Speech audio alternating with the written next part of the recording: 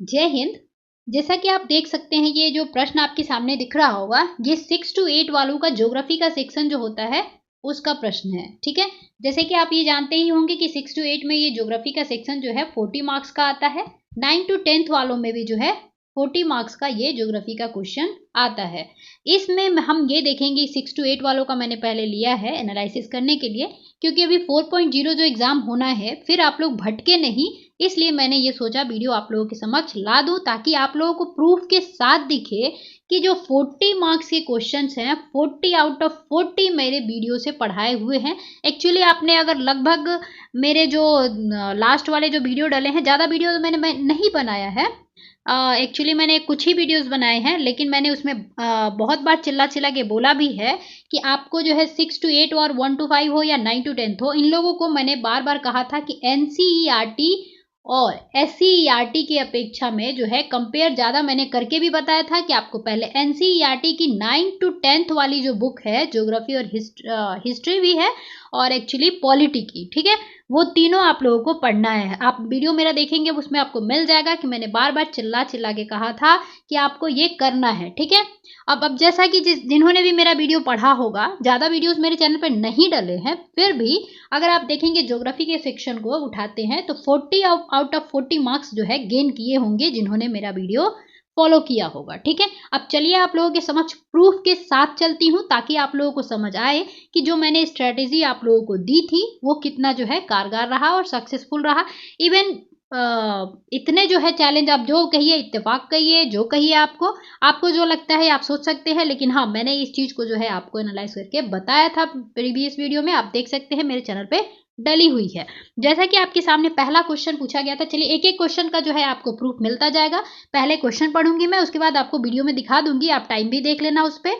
जो वो क्वेश्चन जो है, इवन मैंने नॉक भी करा है ना, जो भी क्वेश्चंस है मैंने नॉक करके बताया है। एक्चुअली मैं एनसीईआरटी जब भी पढ़ाती हूँ तो ये आप समझ सकते हैं, और उससे अलग नहीं कह सकते, या जो भी कहिए आप, उसमें मैंने जो भी टर्म्स को जो है ना, जो भी क्वेश्चंस बने हैं बीपीएससी में, उस टर्म्स को जो है, उस फैक्ट को जो है, मैंने वहां पे एक बार नहीं 2-2 बार पढ़ के बताया है कि आपको इस चैप्टर में ये वाले फैक्ट जो है, आपको ये टर्म्स जो है याद रखना है। इवन जिस वर्ड को मैंने बोला है ना कि इस वर्ड को याद रखिएगा, वही वर्ड उठा के जो है बीपीएससी ने पूछा है। ठीक है, अब ये मैं जो है आपको हवा में बात नहीं कर रही, मौखिक बात नहीं करेंगे, प्रूफ के साथ बात करेंगे। ठीक है, तो चलिए हम देखते हैं, पहला क्वेश्चन देखते हैं। ठीक है, देखिए वीडियो जितना मैं इसमें कर पाऊंगी क्वेश्चंस को, लेकिन हाँ 40 आउट ऑफ 40 क्वेश्चंस ज्योग्राफी और पॉलिटी के जरूर करूंगी, क्योंकि मैंने पॉलिटी और ज्योग्राफी में ही ज्यादा काम किया था।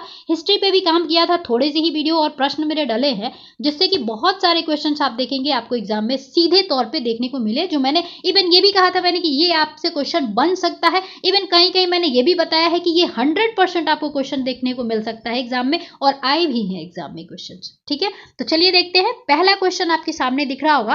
पहला क्वेश्चन पूछा गया था, भारत में कौन सा प्रथम राज्य है जिसने सभी घरों के लिए छत पर वर्षा जल संचय को जो है कानूनी रूप से अनिवार्य बना दिया है। तो आप जैसा देखेंगे, ये लोगों से दावा करती हूँ कि 100% आप लोगों से दावा करती हूँ कि जो भी वीडियो मेरे डले हैं आप चेकआउट कर सकते हो, उसमें से एक भी क्वेश्चन, जो एक भी वीडियो ऐसा नहीं मिलेगा आपको जिससे क्वेश्चन जो है डायरेक्ट एग्जाम में नहीं पूछे गए हैं। ठीक है, तो चलिए हम लोग देखते हैं, ज्योग्राफी के सेक्शन को हम इसमें एनालाइज करेंगे और आपको प्रूफ के साथ बताएंगे, और एक स्ट्रेटेजी वीडियो भी आपके लिए लाई जाएगी। ठीक है, तो चलिए पहला क्वेश्चन क्या है आपके सामने, पहला क्वेश्चन देख लिए आपका, इसका आंसर हो जाएगा आपको तमिलनाडु। ठीक है, अब चलिए आप वीडियो में देखिए कि मैंने कैसे इसको नॉक करके आपको बताया था कि इसको आपको याद करने हैं। ठीक है, बहुत सारे ऐसे भी क्वेश्चंस आ गए हैं जो टिपिकल लग रहे होंगे आपको कि कहाँ से पूछ दिया है, तो ये चीजें जो है मैंने उसमें नॉक करके भी बताया है, इवन मैंने उसको सर्कल आउट भी किया है कि हाँ इस चीज को जो है आपको याद रखना है। ठीक है, चलिए देखते हैं वीडियो, इसका पहला क्वेश्चन को देखते हैं जो आपका ज्योग्राफी का पूछा गया था। ठीक है, ये मेरे जो वीडियो में डले हैं उससे क्लिप मैंने काट के ये आपके लिए दिखाया है ताकि आप समझ सको। ठीक है, क्वेश्चन ऐसे ही उठा के पूछ दिया गया था कि कौन सा ऐसा राज्य है जहाँ पे हर घर पर पानी जो है वर्षा जल संग्रहण करना आवश्यक कर दिया गया। तो ये देखिए, ये है आपके सामने कि तमिलनाडु ऑप्शन में भी था। तमिलनाडु एक ऐसा राज्य है जहाँ पूरे राज्य में हर घर में छत वर्षा जल संग्रहण ढांचों का बनाना, यानी कि आपको घर बना रहे हैं तो ऐसा ढांचा बनाना पड़ेगा कि जल जो है वर्षा का जल संग्रहण किया जा सके, इकट्ठा किया जा सके। इस संदर्भ में दोषी व्यक्ति पर कानूनी कार्यवाही हो सकती है। यानी आपने घर बनाया और उसमें जल संग्रहण वर्षा के नहीं बनाया तो आप पे कानूनी कार्यवाही की जा सकती है। तो एक बार इसको और पढ़ दूंगी, ये क्वेश्चन बना था। तमिलनाडु एक ऐसा राज्य है जहां पूरे राज्य में हर घर में छत वर्षा जल संग्रहण ढांचों का बनाना आवश्यक कर दिया गया है। इस संदर्भ में दोषी व्यक्तियों पर कानूनी कार्यवाही भी की जा सकती है। ठीक है, ये क्वेश्चन बना था। अब दूसरा क्वेश्चन देखेंगे हम। जैसा कि प्रश्न पूछा गया था, सदिया और धुबरी के मध्य राष्ट्रीय जलमार्ग संख्या 2 की लंबाई कितनी है? तो अमूमन आप देखेंगे सभी ये बता देंगे कि सदिया धुबरी जो है आपका राष्ट्रीय जलमार्ग संख्या 2 है। मैंने इसमें वीडियो में ये भी तक बताया था कि आप एक बार जरूर कम से कम आपका जो है राष्ट्रीय जलमार्ग यानी कि नेशनल वाटर वे जो है आपका कम से कम 1 का और 2 का, इसका आपको लंबाई भी ध्यान में रखना है। और देखेंगे आप बीपीएससी के एग्जाम में डायरेक्ट क्वेश्चन वही पूछा गया है कि इसकी लंबाई कितनी है। ठीक है, तो आप वीडियो को देखिए और समझ सकते हैं आप कि मैंने इसे कैसे समझाया था। अगर आपने ये पढ़ा होगा तो बिल्कुल आपने सही आंसर किया होगा, आपने उपयुक्त में से कोई नहीं। अब इसका एग्जैक्ट रियल आंसर क्या होगा आप वीडियो में देख के समझ सकते हैं। ठीक है, 891 किलोमीटर लंबा ब्रह्मपुत्र नदी जलमार्ग है। नौगम्य जलमार्ग 2 कहलाता है ये। ठीक है, तो नौ जलमार्ग जो है आपका एक क्या कितना लंबा है? तो 1620 किलोमीटर लंबा है, हल्दिया से इलाहाबाद। और दूसरा वाला जो है आपका है सदिया टू धुबरी, और ये कितना लंबा है? तो 891 किलोमीटर लंबा है, जिसका नाम है ब्रह्मपुत्र नदी जलमार्ग। और पहले वाला का गंगा जलमार्ग है। ठीक है, तो ये याद रखिएगा आप लोग, क्वेश्चन बनता है इससे। ठीक है, आगे दिया है। अगला प्रश्न आपसे पूछा गया था 3rd नंबर। जैसा कि पूछा गया था बेनूर, जहां अत्याधुनिक यानी कि अत्याधुनिक जो है आधुनिक रूप में सिंचाई कार्यों के साक्ष्य मिले हैं, कहां पर स्थित है? ठीक है, तीसरा नंबर क्वेश्चन था। अब देखेंगे आप ये क्वेश्चन जो है आपको कहीं नहीं मिलेगा कि हाँ लोगों ने पढ़ाया हो, बताया हो। और मैंने अपने वीडियो में ये नोट करके आपको बोला है कि आपको ये याद रखना है कि ये कौन कौन से जगह जो है जहां सिंचाई के जो है साक्ष्य मिले हैं, क्योंकि सिंचाई से रिलेटेड जो है क्वेश्चन पूछा गया था। और मैंने बार बार वीडियो में आपको बताया था कि प्रीवियस ईयर के क्वेश्चन आपको करने हैं, लेकिन साथ साथ में आपको टॉपिक को भी देखते चलना है, क्योंकि बीपीएससी क्या करेगी, उसी टॉपिक से जो है आसपास के क्वेश्चन जो है पूछेगी। तो चलिए ये वाला क्वेश्चन भी हम देखते हैं। इसका आंसर आपको हो जाएगा कर्नाटक। ठीक है, अभी आंसर आप खुद भी देख सकते हो कि क्या होना चाहिए इसका। ठीक है, और जब मैंने कैसे वीडियो में जो है आपको नोट करके बताया था कि बेनूर कर्नाटक में है, इसको कैसे याद रखना है, यहाँ पे सिंचाई के साक्ष्य मिले हैं। चलिए वीडियो ही देख लेते हैं पहले। में पड़ता है, आप लोगों को पता ही है, कलिंग अशोक युद्ध। तो नागार्जुन कोंडा आंध्र प्रदेश में पड़ता है, बेनूर कर्नाटक में पड़ता है, और कोल्हापुर महाराष्ट्र में उत्कृष्ट सिंचाई तंत्र होने के सबूत मिलते हैं। तो ध्यान रखिएगा, ऐसे पूछा जाता है क्वेश्चन में कि कलिंग कहाँ है? तो ओडिशा में है। नागार्जुन कोंडा कहाँ पड़ता है? तो आपको आंध्र प्रदेश में। बेनूर कहाँ पड़ता है? तो कर्नाटक में। और कोल्हापुर कहाँ पड़ता है? तो महाराष्ट्र में।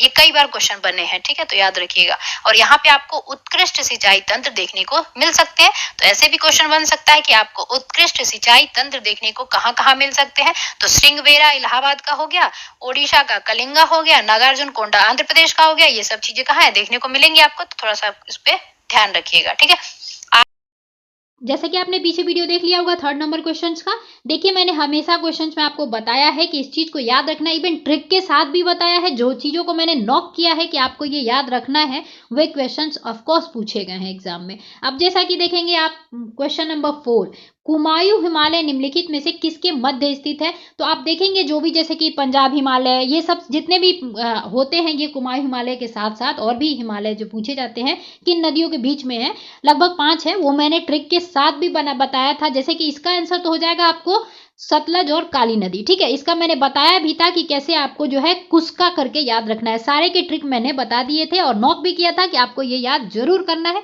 और देखिए आप वीडियो में भी देख सकते हैं। ठीक है, चलिए वीडियो देखते हैं। हिमालय के नाम से जाना जाता है। उसके बाद सतलज तथा काली नदी के बीच के स्थित हिमालय भाग को कुमाऊं के नाम से जाना जाता है। तो सुन देखिए ये क्या होता है, ये भी क्वेश्चन बनता है कि जैसे सतलज एवं काली नदी के बीच के पार्ट को क्या कहते हैं, तो उसको कुमाऊं हिमालय के नाम से जानते हैं। वैसे ही काली तथा तीस्ता नदियों के बीच में नेपाल के चलिए अगला प्रश्न पूछा गया था आपसे 5th नंबर, निम्नलिखित में से कौन सा राज्य बांस ड्रिप सिंचाई प्रणाली के लिए जाना जाता है? तो देखिए इसका आंसर होना चाहिए मेघालय। ठीक है, अब आप जैसे क्वेश्चंस देखेंगे, मैंने वीडियो में नॉक करके आपको बताया है कि कैसे जो है बांस ड्रिप से, ये भी मैंने इवन इमेज भी बोला था कि आप ध्यान से देख लो थोड़ा सा इमेज कैसे कैसे, तो उससे जो है आपको क्वेश्चन याद हो जाते हैं। वो बांस ड्रिप का जो क्वेश्चन पूछा गया था और एग्जाम में आया भी, तो इसका आंसर होना चाहिए मेघालय। ठीक है, आप जैसा कि वीडियो देखेंगे उससे आप खुद आंसर निकाल पाएंगे। तो चलिए देखते हैं वीडियो को पहले। अब थोड़ा सा यहाँ पे बांस ड्रिप सिंचाई देख लेते हैं। आप लोगों को पता ही है आजकल जो है जल का संरक्षण चल रहा है, तो ड्रिप सिंचाई बहुत फेमस हो रही है। तो ये देखिए यहाँ पे दिया है, मेघालय में नदियों व झरनों के जल को बांस द्वारा बने पाइप द्वारा एकत्रित करके 200 वर्ष पुरानी विधि प्रचलित है। तो ध्यान रखिएगा, ये जो बांस ड्रिप सिंचाई है ना, ये लगभग 200 वर्ष पुरानी। चलिए अगला प्रश्न आपसे पूछा गया था 6 नंबर, भारत के पश्चिमी तट पर स्थित कोंकण रेलवे को जो है किस समस्या का सामना करना पड़ता है? तो ये भी जब मैंने पढ़ाया था परिवहन, उसमें रेलवे परिवहन के बारे में जब आता है तो उसमें आपको दिख जाएगा कि ट्रैक का धंसना, भूसंकलन, ये सब जो समस्याएं हैं पश्चिमी तट के कोंकण रेलवे, वो मेंशन भी किया हुआ है और मैंने बताया भी है आपको वीडियो में, जैसे पहले मैंने पढ़ा दिया है। ये आंसर क्या हो जाएगा, उपयुक्त में से एक से अधिक। अभी चलिए वीडियो देख लेते हैं। एक्चुअली वीडियो दिखाने का मेरा तात्पर्य इसलिए था, ये था कि आप लोग इस चीज को समझ सके कि जो मैंने पढ़ाया था और जहां नॉक किया था, एनसीईआरटी तो सब पढ़ाते हैं, हम भी पढ़ते हैं, आप भी पढ़ते हैं, सब पढ़ते हैं। ठीक है, लेकिन आप एनसीईआरटी में कौन सा फैक्ट जो है इंपॉर्टेंट है वो मैं हेडलाइट भी करती हूँ। हेडलाइन मतलब कि आपको दिखा देती हूँ कि हाँ ये वाला फैक्ट जो है आप इस चैप्टर से याद रखेंगे और वही फैक्ट आप उठा के देखेंगे डायरेक्ट क्वेश्चन में जो है बीपीएससी ने पूछा था। ठीक है, तो चलिए वीडियो को देखते हैं, इसका आंसर क्या होगा। कर पाना संभव है। कुछ वर्ष पहले भारत में महत्वपूर्ण आर्थिक क्षेत्र में पश्चिमी तट के साथ कोंकण रेलवे के विकास ने यात्री व वस्तुओं के आवागमन को सुविधाजनक बनाया है। यद्यपि यहाँ असंख्य समस्याएं भी हैं, जैसे भूसंकलन तथा किसी भाग में रेलवे ट्रैक का। चलिए अगला क्वेश्चन पूछा गया था आपसे G7, बेतवा नदी में से किस दिशा में बहती है ना। बेतवा नदी जो है यमुना नदी की सहायक नदी है और ये किस दिशा में मिलती है, तो आप सबको मैंने कई बार बताया है कि बेतवा नदी जो है आपका मध्य प्रदेश से निकलती है और ये जब यमुना नदी में मिलेगी, तो अगर आपने नहीं भी याद किया होगा कि ये किस दिशा में होगी, तो भी आप समझ सकते थे कि बेतवा नदी का जो है दिशा क्या हो सकता है। ठीक है, ये आपने देखा होगा अपवाह तंत्र जब आप पढ़ेंगे क्लास 9th में, नदियों के बारे में दिया है। चलिए अगला क्वेश्चन पूछा था, बिहार में औसत वार्षिक वर्षा कितनी होती है? तो देखिए ये बिहार में और भारत में दोनों का औसत वर्षा जो है मैंने पढ़ा दिया था। जब आप जलवायु पढ़े होंगे उसी में मैंने बता दिया था कि कैसे जो है वर्षा का वितरण कहाँ है, भारत में क्या क्या है, क्योंकि वर्षा से रिलेटेड क्वेश्चन पूछे गए थे और मैंने बार बार कहा था कि टॉपिक जो है इंपॉर्टेंट हो जाता है। और उसमें मैंने ये भी बताया था कि 100 से 200 सेंटीमीटर भी आपको लिखा हुआ मिल सकता है। वैसे अमूमन जो है 112 जो है आपका 112 एवरेज माना जाता है बिहार का जो है औसत वार्षिक वर्षा। ठीक है, अब मैंने कैसे वीडियो में आपको बताया था वो देखते हैं। ठीक है, ये इमेज जरूर देखिएगा एक बार, क्योंकि ये इमेज जो है बारिश की वितरण को बता रहा है और ये वार्षिक तौर पे वितरण जो है वर्षा का बता रहा है, तो सेम ही चीज है। अच्छा, अपने भारत का जो औसत वर्षा है वो कितनी है, 125 सेंटीमीटर जो है औसत वर्षा है और वहीं बिहार का देखा जाए तो 112 सेंटीमीटर जो है औसत वर्षा होता है। कहीं कहीं आपको 100 से 200 मिलेगा, लेकिन बीच का जो है औसत वर्षा क्या है बिहार का, 112 सेंटीमीटर है। और बिहार में किस शाखा से बारिश होती है, तो वो बंगाल की खाड़ी की शाखा से बारिश होती है। यहाँ से जो पौने उठती है ना, वो बिहार की शाखा में जो है आपको बारिश कराती है। तो अगर पूछा, अगला प्रश्न आप देखेंगे 9th number, Hazira Vijaypur Jagdishpur gas pipeline की लंबाई कितनी है? तो ये मैंने बताया था कि गेल के द्वारा कैसे जो है ये बनाया गया है और इसकी लंबाई भी मैंने नॉक करके, इवन मैंने वहां पे सर्कल आउट करके भी बताया था आपको कि एक बार आप इसका जो है लंबाई कितनी किलोमीटर है आप एक बार दिमाग में जरूर रखेंगे। तो जिन्होंने भी मेरा वीडियो पढ़ा होगा वो जरूर, यह पहली 1700 किलोमीटर लंबी Hazira Vijaypur Jagdishpur HV cross country जैसे पाइपलाइन मुंबई हाई और बशीन गैस क्षेत्रों को पश्चिमी और उत्तरी भारत के विभिन्न उर्वरक, बिजली और औद्योगिक परिसरों से जोड़ती है। कुल मिलाकर भारत की गैस पाइपलाइन के बुनियादी ढांचे का विस्तार क्रॉस कंट्री पाइपलाइनों के 1700 किलोमीटर से बढ़कर 18,500 किलोमीटर तक हो गया है। ठीक है, तो याद रखिएगा ये वाला पहली 1700 किलोमीटर लंबी हजीरा विजयपुर जगदीशपुर HVJ, ये आपसे क्वेश्चन बना था। ठीक है, पाइपलाइन जो है पहली है।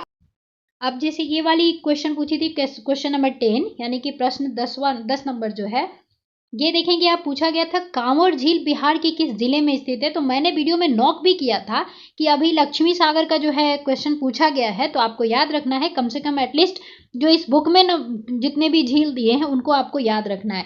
तो इसका क्या हो जाएगा, बेगूसराय में है। अभी चलिए वीडियो में देख लेते हैं कि कैसे मैंने इसको सर्कल आउट करके भी बताया था कि बिहार की जो कांवर झील है वो बेगूसराय में है, प्लस लक्ष्मी सागर और सरैयामान इनके बारे में भी मैंने बताया था। चलिए वीडियो प्ले करती हूँ मैं। बेगूसराय का कांवर पक्षी बिहार, अब याद रखिएगा बिहार के परिप्रेक्ष्य से एक बार वैसे और भी देखेंगे ही इसको। बेतिया का सरैयामान, दरभंगा का लक्ष्मी सागर जैसे जलाशयों से आप परिचित है। अब एक चीज याद रखिए, अभी जो स्टेट वाला पेपर हो रहा है ना उसमें ये क्वेश्चन आया था कि लक्ष्मी सागर जो है झील कहाँ पे है, तो ये दरभंगा में है। तो इसीलिए आपको याद रखना है कि बेतिया में कौन सा है, सरैयामान है। ठीक है, बेगूसराय में कांवर झील है, पक्षी बिहार है। ठीक है, तब ये आपको याद रखना है। फिर से एक बार बोल देती हूँ। अगला प्रश्न आपके सामने पूछा गया था पिट्टी द्वीप। ठीक है, पिट्टी द्वीप जहां मनुष्य का निवास नहीं है किसके लिए जाना जाता है। तो देखिए मैंने वहां पे नोट भी किया था कि आपको थोड़ा सा ध्यान रखना है कि पिट्टी द्वीप जो है यहाँ पे कोई मनुष्य का निवास नहीं है, तो इसलिए पूछा जा सकता है कि कौन सा ऐसा द्वीप है जहां पे मनुष्य का निवास नहीं है। ठीक है, तो ये भी क्वेश्चन बन सकता था, मैंने ऐसा बोला था। अब आगे बनेगा भी, आप देखना जरूर बनेगा ऐसा क्वेश्चन, लेकिन इसमें ये आया था कि किसके लिए जाना जाता है। तो ये भी मैंने बताया था कि आपको ये भी याद रखना है कि जैसे पक्षी अभ्यारण्य के लिए जो है ये पिट्टी द्वीप जाना जाता है जहां मनुष्य का निवास नहीं है। और ये भी आपका देखेंगे NCERT से ही पूछा गया है और मेरे वीडियो से ही डायरेक्ट क्वेश्चन बने हैं ये। ठीक है, तो चलिए वीडियो को देख लेते हैं एक बार, आपके सामने प्रूफ जरूरी है। जाते हैं पिटली द्वीप जहां मनुष्य का निवास नहीं है। तो याद रखिएगा लक्षद्वीप का जो पिटली द्वीप है उस पे मनुष्य का निवास नहीं है, वहां एक पक्षी अभ्यारण्य है। ठीक है, अब बंगाल की खाड़ी में उत्तर से दक्षिण की तरफ फैले। चलिए अगला प्रश्न पूछा था भीमा बांध वन्य जीव अभ्यारण्य बिहार के किस जिले में स्थित है। तो आप जैसा कि जानते हैं मैंने बार बार कहा था कि BPSC का जो प्रीवियस ईयर का एग्जाम होता है पब्लिक सर्विस कमीशन का, उसके प्रीवियस ईयर क्वेश्चन आप जरूर देख लें बिहार का मैंने नहीं कहा था आपके कि एकदम डिटेल में पढ़े, क्योंकि समय कम था। तो मैंने ये कहा था कि आप लोग NCERT को ज़्यादा प्रायोरिटी दें। बिहार जो है आपका उस जो प्रीवियस ईयर के क्वेश्चन है अगर आप उसी को कर लेते हैं तो आपके सारे बिहार के क्वेश्चन जो है आपके कंप्लीट हो जाएंगे और कवर हो जाएंगे। और जैसा कि आप ये देखेंगे भीमा बांध जो वन्य जीव अभ्यारण्य है बिहार के एग्जाम में कई बार पूछा गया है, BPSC के एग्जाम हो या BPSC ट्री का एग्जाम हो, हर बार पूछा गया है ये। तो ये कहाँ हो जाएगा, मुंगेर हो जाएगा। इवन मैं जब भी पढ़ाती हूँ तो ये भी बता देती हूँ कि जैसे भीमा बांध आपको याद ना रहे तो मौ से भीमा आ रहा है उसमें से याद रखिएगा मुंगेर जो है आपका, वहां पे ये वन्य जीव अभ्यारण्य देखने को मिलता है। ठीक है, तो चलिए अगला प्रश्न देखते हैं। अगला प्रश्न पूछा गया था निम्नलिखित में से कौन सा क्षेत्र जो है पूर्वांचल में शामिल है। तो इसमें कौन सा हो जाएगा, उपयुक्त में से कोई नहीं होगा। ठीक है, पूर्वांचल में जो भी आपके क्षेत्र शामिल हैं वो भी मैंने नोट करके बताया था कि आप जो पहाड़ियां हैं जैसे असम वगैरह ये पहाड़ियां हैं उनको आप ध्यान में रखेंगे कि ये कहाँ पे आती हैं, पूर्वांचल में शामिल हैं। ठीक है, और ये गारो खासी जयंतियां जो है बार बार मैंने इमेज भारत का जो है उसमें नोट करके इवन लिख के भी बताया है आपको कि गारो खासी जयंतियां जो है आपको याद रखना है। जैसे खासी पहाड़ी में मेघालय आता है जहाँ विश्व में सबसे ज्यादा वर्षा होती है। तो ये चीजें भी मैंने बार बार नोट करके बताया था। तो इसका आंसर क्या हो जाएगा, उपयुक्त में से कोई नहीं। अब चलिए देखते हैं वीडियो में मैंने कैसे इसको पढ़ाया था आपको। ठीक है, एवं घाटियों के रूप में फैली है। पूर्वांचल में पटकाई, अभी बताया मैंने, पटकाई, नागा, मिजो तथा मिजोरम पहाड़ियों जो है शामिल है। उनको जो हिमालय का ही पार्ट है उनको हम मणिपुर में क्या मिजो के नाम से जानते हैं, आपको नागा में नागालैंड में नागा के नाम से जानते हैं। तो ये चीजें वो बताई हैं। उत्तरी मैदान के बारे में अगला क्वेश्चन जैसे आप देखेंगे पूछा गया था राजस्थान का कौन सा जिला मुख्यतः अभ्रक उत्पादन के लिए जाना जाता है।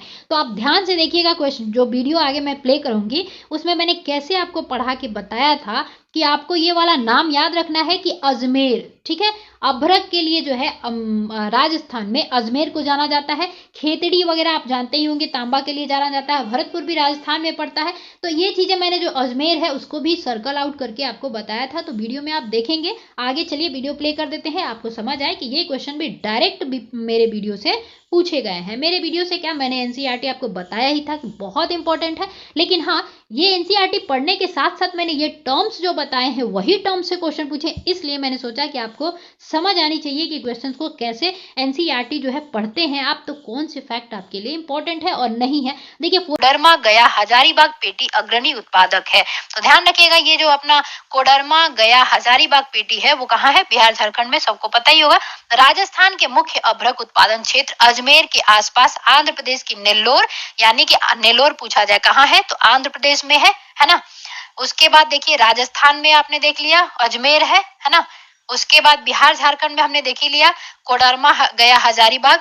उसके बाद देखेंगे आप, चलिए अगला क्वेश्चन क्या पूछा था 15 नंबर, निम्न हिमालय तथा शिवालिका के बीच में स्थित लंबोत घाटी को किस नाम से जाना जाता है। तो इवन मैंने इमेज भी बना के बताया था कि दून के नाम से जाना जाता है, जैसे एग्जांपल में देहरादून वगैरह भी दिया हुआ था उसमें, तो मैंने उसको डिटेल करके बताया था और बताया भी था कि थोड़ा सा आप लोग ये दून का जो है याद रख लीजिएगा, जो नाम दिए गए हैं, ठीक है। और दून किसे कहते हैं वो भी मैंने दिखा दिया था, और ये भी क्वेश्चन देखेंगे आप डायरेक्ट मेरे वीडियो से बने हैं, ठीक है। तो चलिए वीडियो को देखते हैं, प्ले करती हूँ मैं। भी देखा ही है, इसी तरीके से बनता है। निम्न हिमाचल तथा शिवालिका के बीच में स्थित लंबोत घाटी को दून कहते हैं। जो घाटियां होती है लंबोत, जैसे कि मतलब परपेंडिकुलर टाइप का, तो उसको क्या कहते हैं, दून कहते हैं। कुछ प्रसिद्ध दून जैसे देहरादून, कोटली दून, पाटली दून, ये याद रखिएगा कि इसको दून कहते हैं। तो उनमें कौन कौन से हैं, देहरादून आपने सुना ही होगा, कोटली दून, पाटली दून जो है, ये भी ध्यान रखिएगा। अब देखिए ये वाला जो पार्ट है बार बार आपको दिखने को मिलेगा कि, चलिए अगला क्वेश्चन पूछा गया था, गंगा एक्शन प्लान का प्रथम चरण किस वर्ष में प्रारंभ किया गया था। तो ये क्वेश्चन देखिए एनसीईआरटी जो आप पढ़ेंगे अफवाह तंत्र 9th क्लास की, उसमें आपको ये स्पष्ट रूप से लिखा हुआ मिल जाएगा, एक पैरा में लिख के बताया हुआ है। एक्चुअली मैं सारे जो है या तो कम्युनिटी पोस्ट में या वीडियो में आप जो क्वेश्चन है अफवाह तंत्र में ये आपको मिल जाएगा देखने को कि 1985 में 1985 में जो है आपका गंगा एक्शन प्लान का प्रथम चरण आया था। इवन मैंने करेंट अफेयर में भी एक छोटी सी शॉर्ट्स डाली थी, उसमें बताया है। जैसे आप देखेंगे यद्यपि भारत सरकार ने गंगा कार्य परियोजना कब स्टार्ट किया था, 1985 में प्रारंभ किया था, किंतु इसे 31 मार्च 2000 कितना नंबर, 17 नंबर। अब यहाँ देखिए मैंने ये वाले क्वेश्चन जो है आपको बार बार पढ़ाया था। इवन मैंने जब वो कृषि जगत पढ़ाई थी भारत की, तो उसमें एनसीईआरटी में नॉक भी किया था कि आपसे ये पूछा जा सकता है कि हमारे भारत में जो है किस तरह की जो है, किस किस्म की जो है आपको कॉफ़ी का उत्पादन किया जाता है, और कॉफ़ी उत्पादन के लिए कौन सी पहाड़ी और कौन सी जो है आपकी प्लेस जो है ज़्यादा ज़रूरत है, और ये अरेबिका किस्म की जो आपकी कॉफ़ी है वो कहाँ से मतलब ली गई है, कब भारत में आया, ये सब चीज़ें मैंने वहाँ पे नॉक करके आपको बताया था। और आप देखेंगे वैसे ही क्वेश्चन पूछा गया है कि आरंभिक तौर पर शुरू किया गया था कहाँ से, तो मैंने वहाँ नॉक भी किया था आपको कि आपको याद रखना है कि बाबा बुदन पहाड़ी से जो है आपका स्टार्ट किया गया था, और अरेबिका किस्म की जो है कॉफ़ी कर्नाटक में उपजाई जाती है, और ये जो है आपका एक्सपोर्ट भी किया जाता है। और ये भी बताया था मैंने, कर्नाटक जो है कॉफ़ी में सबसे ज़्यादा देखने को मिलता है कर्नाटक, ठीक है। और ये क्वेश्चन भी एग्जाम में बना है, शायद हेड मास्टर टीचर जो भी एग्जाम हुआ था उसमें पूछा गया था कि कौन सी जगह जो है आपकी कॉफ़ी के लिए जानी जाती है, ठीक है। और हाँ, ये भी मैंने पढ़ा दिया था, जैसे देखेंगे बहुत सारे क्वेश्चंस आपके पूछे गए हैं कि कौन सी जो है आपका कॉफ़ी उत्पादन में, गेहूं उत्पादन में, चावल उत्पादन में कौन सी जो है राज्य या विश्व में कौन सा आगे है, ऐसे भी क्वेश्चन बहुत पूछे गए एग्जाम में, और वो भी मैंने 2 वीडियो, देखिए इंपॉर्टेंट टॉपिक मैंने बिल्कुल पढ़ाया था। अगर मेरी वीडियो जो है कुछ ही वीडियो डाले हैं, किसी ने अगर फॉलो किया होगा तो कई सारे क्वेश्चन जो है इवन अच्छे मार्क्स लाने के लिए जो आपका कट ऑफ हाई जाता है उसको पार करने के लिए भी मेरे वीडियो सफिशिएंट थे, ठीक है। तो इसका क्या आंसर हो जाएगा, बाबा बुदन की पहाड़ियाँ। चलिए वीडियो में हम देखते हैं कैसे मैंने इसको एक्सप्लेन किया था, ठीक है। किस किस्म की कॉफी उपजाई जाती है, तो अरेबिका किस्म की, ध्यान रखिएगा अरेबिका, ठीक है। जो आरंभ में यमन से लाई गई थी। तो ये कहाँ से लाई गई थी? यमन से लाई गई थी। इस किस्म की कॉफी की विश्व भर में अधिक मांग है। इसकी कृषि की शुरुआत बाबा बुदन की पहाड़ियों से हुई है और आज भी इसकी खेती नीलगिरी की पहाड़ियों के आसपास कर्नाटक, केरल और तमिलनाडु में की जाती है। तो ये भी क्वेश्चन बना था कि चाय कॉफी की जो खेती है कहाँ होती है मैक्सिमम, तो ये बाबा बुदन की पहाड़ी दिया हुआ था, तो ऑप्शन में यही था। ठीक है, ध्यान रखिएगा। उसके बाद ये केरल, तमिलनाडु वगैरह में भी कॉफी की खेती की जाती है। कर्नाटक जो है कॉफी की खेती के लिए ज्यादा जाना जाता है। ठीक है, बाबा बुदन की पहाड़ियां आप देखेंगे कर्नाटक क्षेत्र में ही पड़ता है।